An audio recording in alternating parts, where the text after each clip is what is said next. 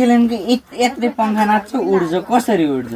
ल अहिलेसम्म विश्वमा कोही भएको थिएन नि जुन माथि गएर आएपछि फेरि युज गर्न मिल्ने के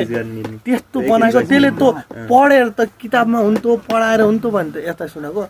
बनाउँथे भने त अरू मान्छेले पनि बनाउँथे त्यसले नपढेको किताब त अरूले पनि पढेका थिए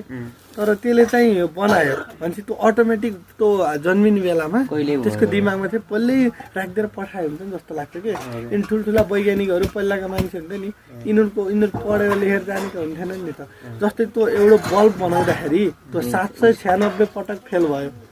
बल्ल सफल भयो मान्छे यदि त्यसको दिमागमा अलरेडी मतलब कतै किताबबाट पढेर सिकेको हुन्थ्यो भने कसले त्यसले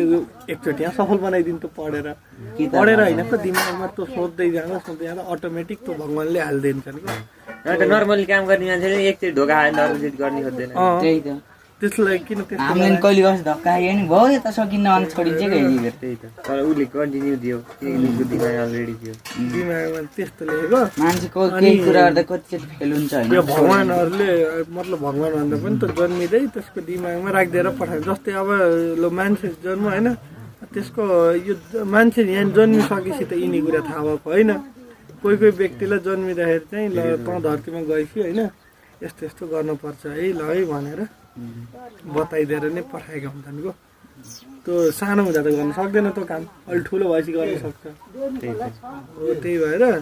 यिनी कुराहरू त मान्छे पहिलाको मान्छेहरूले कि होइन नत्र यिनी आविष्कार गर्ने मान्छे कहाँ पढेर थाहा भएर बनाएका हुन्थ्यो चामल उहरू त्यही त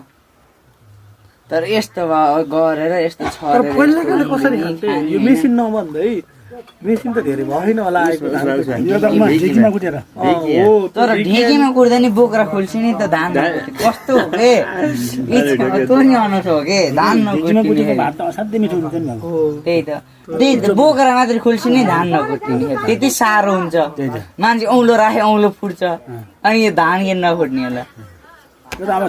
तिमीहरूले पढ्दैछौ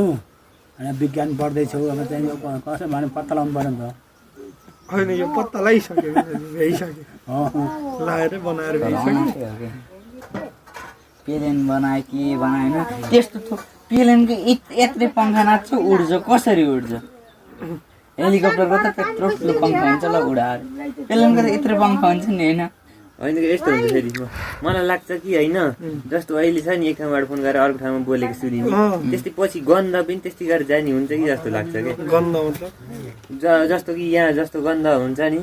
त्यो गन्ध भयो गन्ध सहित जाने भोलि बोलेको आवाज यहाँ थोरै बोल्दाखेरि कहाँ कहाँ सुनिन्छ नि उति फेरि त्यस्तै गन्ध पनि पछि हुन्छ होला के